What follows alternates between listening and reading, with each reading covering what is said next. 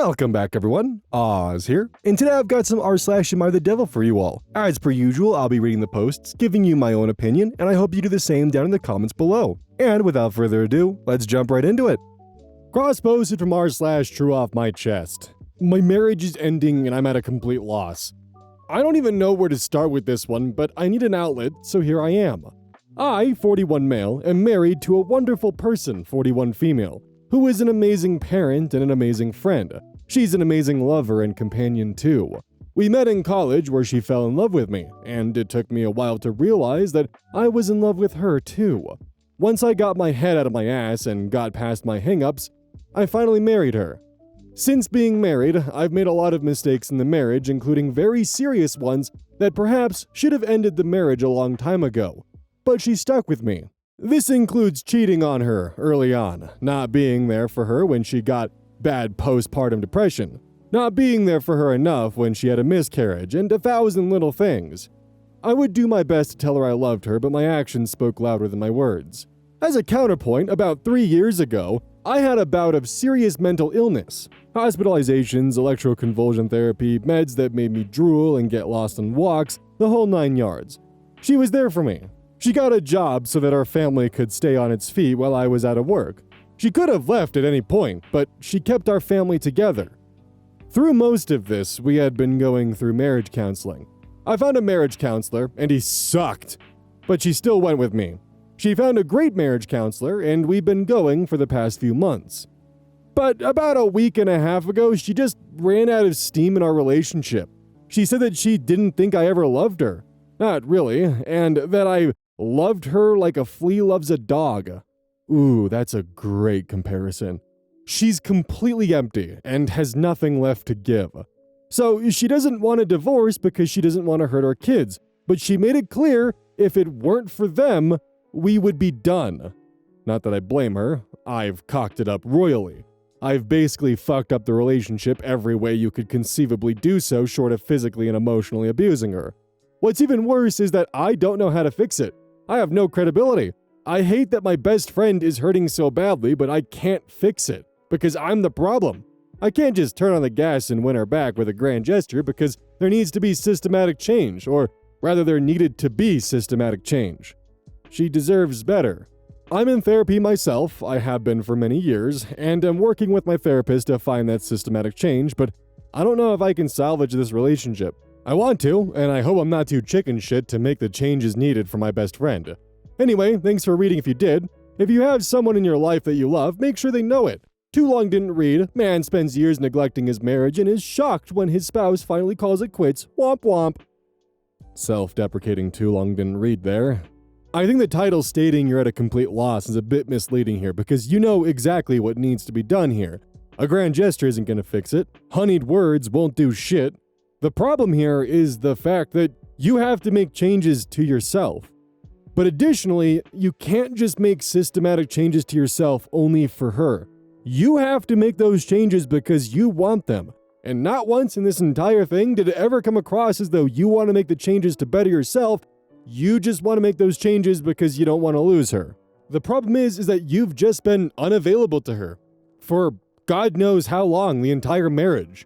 She had to go through multiple milestones in her life that were traumatic and horrible without you being there for her. That's not really an easy thing to patch up with systematic change. And speaking as someone who was once a child, I know, shocking, and who grew up with the fact that my parents were divorced, and I think I only actually had 1 year worth of memories of my parents being married together. Trust me, it's better for the child if you get divorced, because otherwise they're going to spend every night hearing you two fight. They're going to spend their entire childhood wondering why mommy and daddy don't love each other like the other mommy and daddies do. Yeah, it's weird at first going between households. Yeah, it can definitely be a lot to deal with, but trust me, speaking from experience, in the long run, it's better if you two just split. Especially because once your child's an adult, imagine if they hear from their mother, "Oh yeah, I stayed miserable for 18 years for you." That is a lot of fucking weight and guilt to put on your child's head. Don't do that. I also can't explain it, but the way that he's writing this, it doesn't come off sincere. It comes off manipulative. And I think that too long didn't read was the final nail in the coffin that made me switch from being 50-50 to now just fully believing that it's a manipulation attempt. If you actually want to be better, then you need to want to be better. And you also need to understand that being better might actually very well include not being with your wife. Cross-posted from r/true off my chest. My best friend weaponized my childhood trauma against me because I wasn't excited she was pregnant. Or is pregnant. I am a late diagnosed adult living with ADHD and autism. She possibly has the same, and we are both very emotional women. When I was younger, if I misbehaved, my punishment was the silent treatment. The longest it ever lasted was a week, and it was used by both my father and my mother. Because of this, being ignored makes me extremely anxious, and eventually, I break down until the situation is resolved. My best friend is expecting her first child. When she asked me if I was excited to be an auntie, I was put on the spot. She asked me to answer honestly, and I knew she wanted to hear me say yes. The timing is terrible, and we both know it, but it is what it is. I just needed time to wrap my head around it because change is very difficult for me.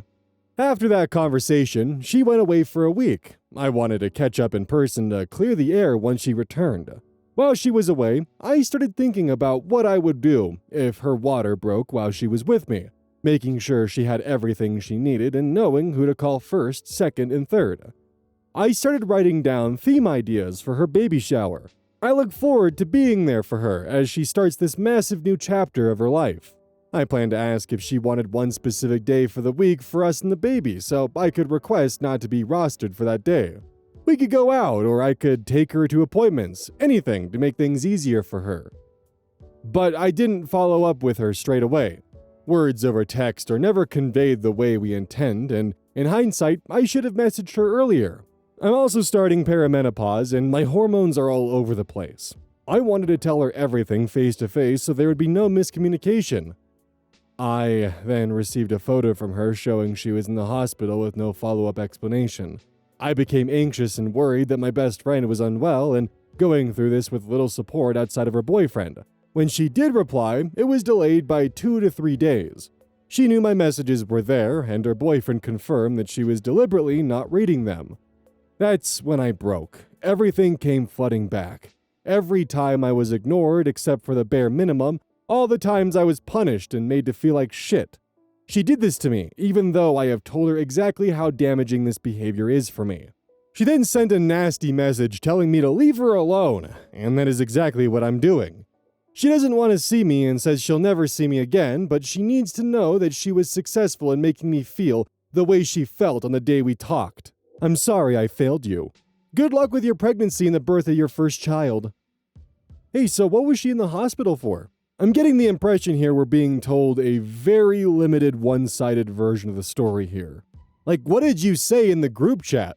Like, you state that she wanted you to say yes and the timing was terrible, and apparently you said something that really did not make her happy, which caused you to state in your post that we all know how sometimes text can be misconstrued, right? Somewhat paraphrasing there, but you get the point. But I'm really left to wonder what you exactly told her. Because it sounds like you said something to really piss her off. And I'm also wondering, with a bit of a ... connection point here, did you wait until she was giving birth before you even attempted to apologize? Like, because it sounds like she announced her pregnancy, you had a shitty reaction, and it took you several months to actually put it together that, oh, maybe this change won't be so bad, here's other things I can do, and now she's in the hospital. For some reason. And wants you to leave her alone. Like, to me it sounds like you waited several months before ever even attempting to communicate with her that there was some kind of mistake with the communication or that you were misinterpreted during the text messages. I could very well be wrong, but I am given the impression that we are missing so much information here, and this is a very surface level thing to try to skate by as much culpability that OP might have. Then of course we have the pivot to, well, what she did to me was really bad because it weaponized my childhood trauma against me. And that becomes the focus of the post. Also, I might just be hella reading into this, but because of the early mention of ADHD and autism, it does feel like she's trying to preemptively excuse her behavior by having those conditions. I have them. Difference being is that when I make a shitty mistake or fuck up or I misread a circumstance, I'll at least try to own it or, at the bare minimum, explain where I'm coming from and why I think this way. But it is very rare that I bring those two up unless I feel that it will help explain a situation or line of reasoning. Not excuse it, explain it. Just because you got your late diagnosis for ADHD and autism doesn't give you carte blanche just to do whatever the hell you want. Cross-posted from r/AmITheAsshole. Am I the asshole for telling my friend I won't have meals with her because of her picky eating habits and dietary restrictions? 20 female, am from Asia and came to the US for college. Amy, 20 female, became my best friend here. We do a lot of things together, including eating meals together regularly on campus. However, eating in the States hasn't been very enjoyable for me. I grew up eating family-style meals with 3 to 4 shared dishes, so I'm used to a variety of flavors. The one serving per person style here makes me get tired of my food very quickly. I suggested sharing food with Amy, but it almost never happens because she eats very limited types of food and has allergies. Even when she agrees to share, it's more like trying a few bites rather than actually sharing the meal. Recently, I've been eating almost every meal with my boyfriend. A big reason is that I can share everything with him with no restrictions and try many new things. I enjoy it so much more. Amy understands that I eat with him a lot because we're dating, but she still tries to set up times for us to eat together, since it used to be our habit. I kept turning her down in polite ways until she finally confronted me and asked why. I told her the truth. I only really enjoy food when there's variety, and because of her picky eating and restrictions, we can't share food, so we shouldn't eat together. Amy took it well on the spot. However, a mutual friend later told me that Amy was upset and said I was wrong for ditching Amy as a regular meal buddy. I was very defensive because my own preferences had been undermined for a long time. That friend still said I was an asshole for bluntly saying I wouldn't eat someone because of their eating habits. Am I the asshole? More info. Amy and I see each other every day, doing homework and hanging out. Therefore, I don't consider eating meals important bonding time. Gotta love the mentality of, yeah, my friend has allergies and won't eat food the way that I like to, so therefore she's picky, and honestly, I don't want to spend time with her anymore. Like, that sucks. I wandered about and collected some comments, some from the original Am I the Asshole thread, and some from the Am I the Devil thread. User Jez Haynes fans, 1665 comments. You're the asshole. I'm also from Asia, and you're a massive asshole. Like, if you seriously can't go one meal occasionally without getting to try/share multiple dishes, then you have a serious problem.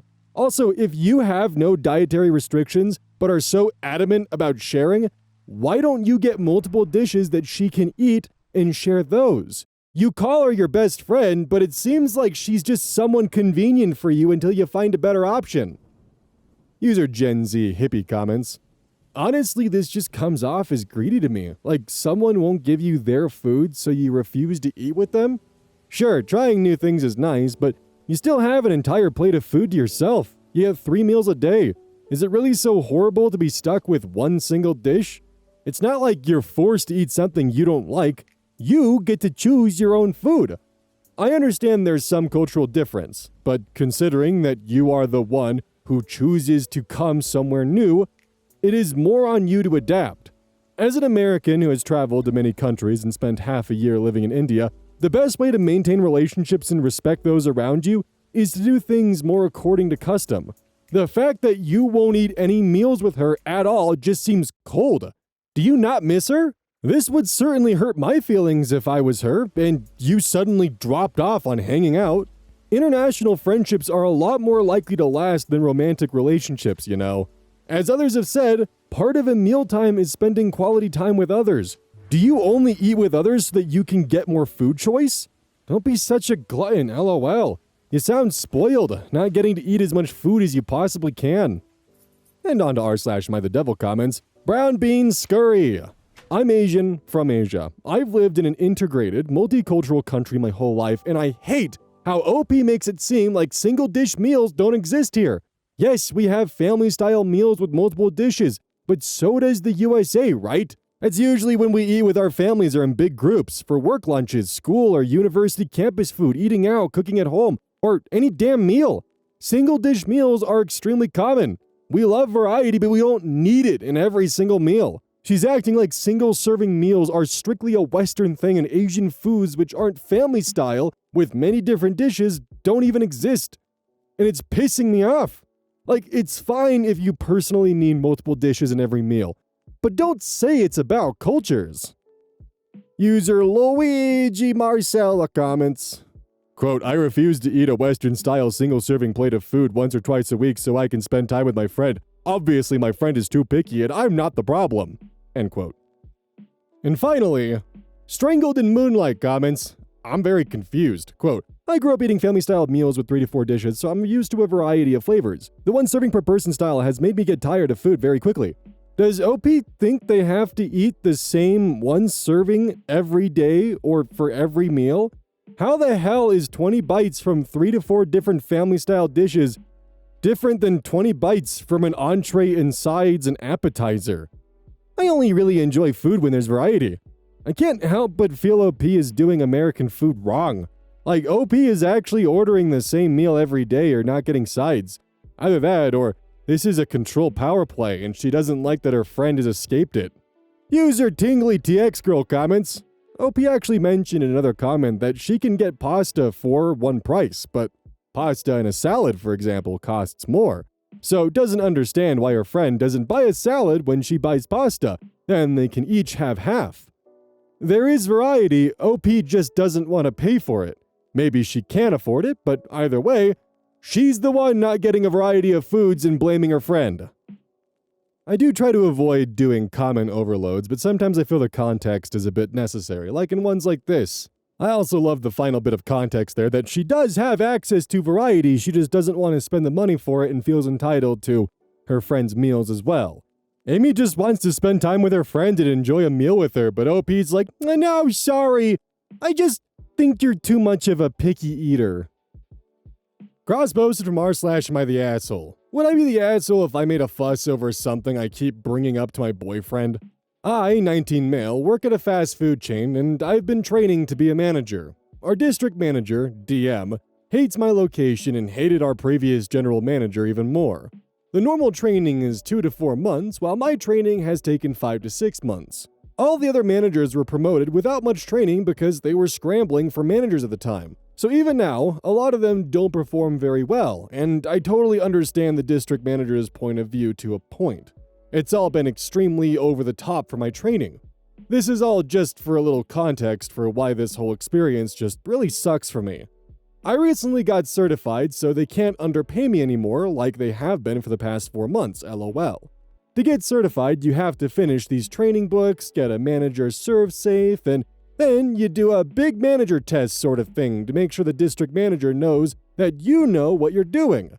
The district manager will watch over you while you manage a shift and go down a checklist and mark off things you're doing right and things you need to work on. I've done the big test before, and I barely failed it last time, so I had to retake it. It's not a pass or fail kind of thing, it's more just to gauge where you're underperforming. Then they circle back and do it again later. So they're always doing these tests on all the managers frequently. I had mine the other day, and the night before, I was super stressed for it. I couldn't sleep. When I did finally fall asleep, it was around 2 a.m., and I was opening at 5 a.m. I cried to my boyfriend, 21 male, about it, and told him how I hate my job and I hate my district manager and how I thought I was gonna fail because I was gonna be so exhausted. Despite all this, I ended up doing great, and I was really happy with myself. After work, my boyfriend did not ask me about it. I asked him about his day to try to push him to ask me about it. When he asked about how my day was, I told him it was okay and was anticipating him to specifically ask me about how my test went. And he never did. I was kind of expecting him to read my mind here, lol, so this time it was on me. A little afterwards, I told him I was upset that he didn't ask and he just apologized and he asked. I told him it just went fine and he didn't really ask for any details. Admittedly, I was still upset, so I didn't really want to talk about it then anyways, and he picked up on that. I am still annoyed he didn't ask then though. The next morning, I told him again and he apologized and he still didn't ask me. He said he picked up that I was upset the night before and apologized for it again, but he didn't ask me about it now that I had cooled off. It just really bothers me that I confided in him about my stress and he never followed up. He said he thought I didn't want to talk about it because I was short with him when he asked about my day, but I keep bringing it up because all I want to do is talk about it with him. Okay, so maybe not a devil, but definitely young and definitely exhausting. Is it fair for him to expect his boyfriend to ask about an important test he had to go through? Yeah. But also, the boyfriend could just be avoiding bringing it up in case it's a sore spot and has some negative feelings attached to it and not wanting to accidentally dredge those up and keeping things at least somewhat happy. I could see that one being an option. There's also the fact of just, you can't expect him to read your mind, then get pissy about it, then you also admitted to us that you didn't really want to talk about it, but then you wanted him to keep bringing it up, but were annoyed by the fact that he didn't. Like, you're just sending off a lot of mixed signals to your boyfriend of what you actually want, when the whole thing could have just been accomplished by talking to him. It's reasonable to want, someone to ask unprompted about something you're excited about, because it tells you that they're equally as excited about that as you are, that your struggles and interests mean something to them, especially when those struggles have been going on for the past 5 to 6 months. That's human, and you're what, like 19? Yeah, 19. I don't think you're the devil for being young, dumb, and a little self-centered. That's pretty normal. I will say that the biggest red flag that you kind of admitted to was I asked him X so he would ask me that. That kind of speaks to the fact that you don't have an interest in their day-to-day life and you just want them to ask about your day-to-day life. It's a very self-centered outlook on life, and it's probably one of the reasons why you ended up in r/AmITheDevil. You're relying a lot on indirect communication here, and that's extremely exhausting. You're wanting him to read your mind, you're wanting him to understand what you're saying without you putting it down, and trust me, that gets exhausting for all parties involved, and it's unfair. You're still an asshole, but you're not the devil. I would say be more direct with your communication in the future. Cross-posted from r/AmITheAsshole. Am I the asshole for filing a complaint against my son's teacher? I, 34 female, have one son, 10. He's enrolled in our public school. My husband, 35 male, got a new job a year ago, and we had to move from our city to a much smaller area. Since we moved, we've had several problems with our son's teacher. I was very excited at first because she seemed young, and I thought she'd have and give our son a modern education. I was quickly proven wrong. His teacher refuses to allow the students to use the school-provided Chromebooks in her classroom. She makes the kids write their assignments on paper and worksheets, which is really inconvenient to make up absent work. Next, at the end of the day, she has the class do a 10-minute cleanup, which I understand, but it seems like she unfairly favors the girls in the class. The boys have to push in all the chairs at the end of the day, and then the boys line up at the end of the line for dismissal because ladies first. She seems to have archaic ideas about gender norms that I don't agree with. I don't want my son to feel like he's less than a girl because he never gets to be first in line. There was also an incident where my son and another boy were talking during the lesson. I understand that this is not okay, but when he was pulled aside and talked to about this, she forced him to say yes ma'am instead of just okay. I took all these complaints to the principal, who said he would look into it. My husband and some of my friends think I'm overreacting because she's teaching them manners. Am I the asshole for taking my complaints to the principal? So, the user deleted their account before I could actually, dig into it, but other people thankfully were able to grab their account ID, which, when put into Arctic Shift, shows that they've previously claimed to be a 48-year-old godmother. So either she's 34 and has a son in school, or she's a 48 or 46, depending on how you read the title, and has a godchild. So the fun part is trying to figure out which parts are supposed to be bait and which parts are supposed to be kind of like the conundrums. The bait is definitely the getting in line, girls going first, ladies first, and all that kind of stuff. That's bait. I also personally don't see a problem with addressing your teacher as yes sir or yes ma'am or by their name of yes Mrs. X, Y, and Z. I don't think that's a problem. Additionally, I am personally A-okay with removing devices from elementary schools and perhaps even middle schools to make it a lot more, hands-on for the learning. A 10-year-old with a Chromebook in elementary school is just a recipe for a flawed education. Rather than actually teaching them how to solve the problems on their own and using critical thinking, They've got access to Google, ChatGPT, or whatever else they can get their hands on to do their homework and other studies for them. They're not actually learning, they're just learning how to utilize the internet. Which on the surface isn't a bad thing, by the way. There's no issue with actively using the internet to find information and utilize it. The problem becomes when you're not actually absorbing that information and you're just simply copy-pasting or using ChatGPT or using that as the easy way out and not applying the information that you've then grabbed off the internet, which most 10-year-olds aren't going to know how to do.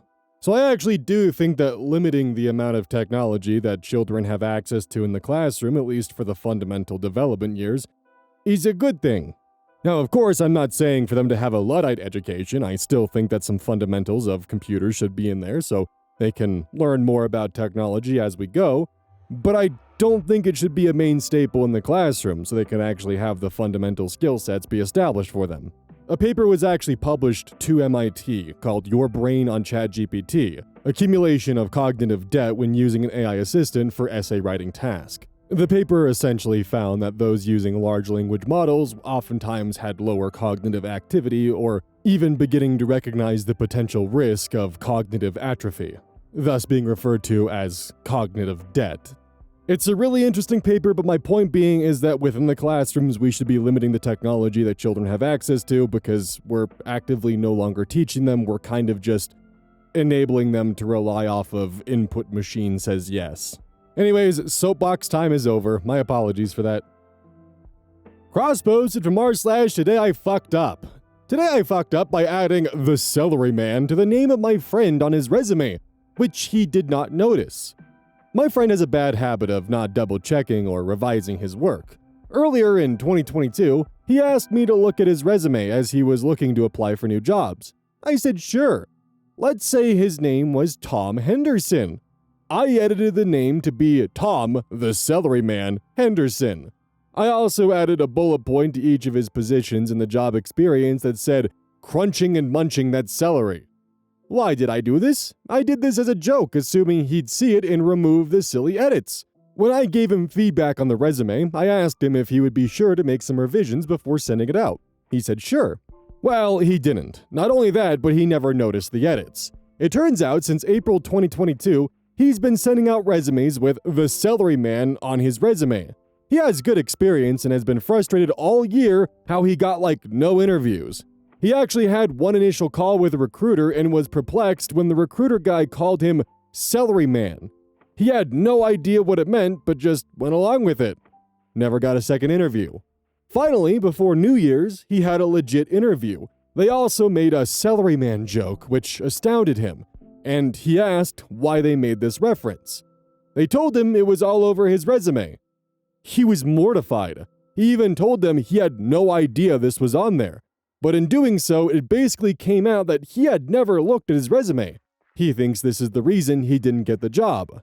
In any case, I had to confess to him I was the one who did this, but it had never been my intention that he would actually send it to jobs.